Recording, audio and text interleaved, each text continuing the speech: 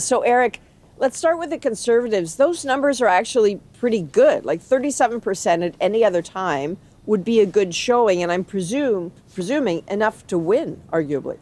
Yeah, that's right. Actually, every time that the Conservative Party or its PC predecessor has reached 37% of support in an election, they've won that election. You have to go back to the 1920s to find a case where this level of support wasn't enough for the Conservatives to win. And I think that gives us a little bit of an indication of how different the situation is currently. That while where the Conservatives are right now would normally be enough to win an election, the NDP's number is so low, the Bloc number has gone down, and a lot of that vote has gone to the Liberals, pushing them up to a level that we haven't seen from the Liberals since the 1980s.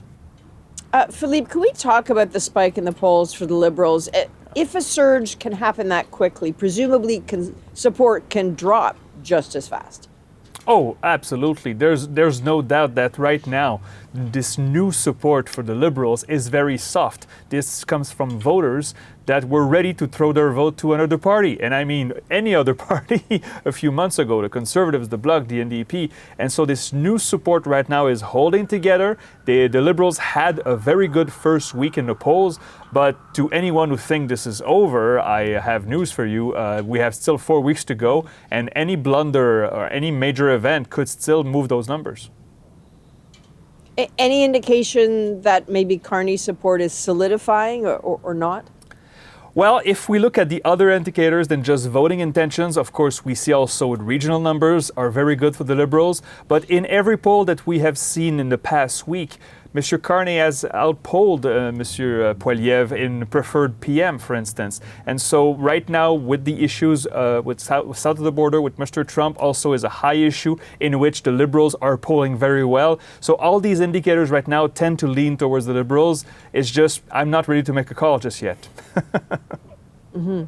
Of course not. Éric, so we're here in Brampton, right? This is a suburb in the Greater Toronto area. Both leaders have been around the GTA.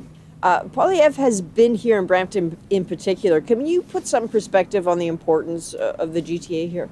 Yeah, I suspect that we'll see the leaders in the GTA multiple times during this campaign. It is really where elections are won and lost in Canada. It was absolutely key to all three of the last victories for Justin Trudeau's Liberals. And if Mark Carney's Liberals are going to win this election, it will be because of huge seats gained, well, not gains, but holds, because they already hold most of them, in the GTA. For Pierre Poilievre and the Conservatives, without a big a breakthrough in the GTA, particularly in Brampton, Mississauga, there really isn't any path for the Conservatives to win an election. Stephen Harper in 2011 was able to win a majority government in part because a lot of the GTA went blue in that election. And if it stays red this time, Mark Carney's going to stay as Prime Minister. Mm-hmm.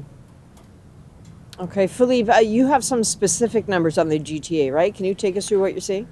That's right. So we have to be careful because these are projections, but they are based on a lot of polls that we have seen in the past week. And right now in the GTA, those 32 ridings that surround Toronto, I have the Liberals leading by 14 points. This is, of course, an average. There's a certain uncertainty in there. But look at that NDP number again. The NDP usually doesn't do well in the GTA, but it never does that badly for 6%. So 52% for the Liberals, 38% for the Conservatives. And this, with these numbers, I have the Liberals leading in 27 of 32 seats in the GTA. We repeat, considering the Conservatives do not look like they're making any gains in Atlantic Canada, maybe just a handful in Quebec. Without those eastern potential seats, they have to do better in the GTA to be able to at least win a strong minority. And Éric, one last thought to you. CBC News reported over the weekend that Conservative sources, have been expressing concern that the party is in disarray over its messaging. Is there any indication in the numbers that Poilievre could grow his support by pivoting, maybe concentrating more on Trump? Well, I think it does raise a question of whether they do need to make a change, because we do not see that the numbers are moving in Pierre Poilievre's favor. His own personal numbers, as Philippe mentioned, have been going down. When we do see polling that asks Canadians about what are the top issues, Donald Trump and the tariffs are always one of the top ones. But the problems for the Conservatives is that Mark Carney is favored over Pierre Poilievre on that issue by huge margins. So it's not a winning issue for Pierre Poilievre and the Conservatives, but they need to get back into this race in some way. And considering that is the thing everybody's talking about, and I'm sure we're going to talk a lot about it this week, Pierre Poilievre has to get into that conversation to have a chance here. All right, Éric, Philippe, thank you as always for your insights. See you soon. All right, thanks. Thank you, Adrienne.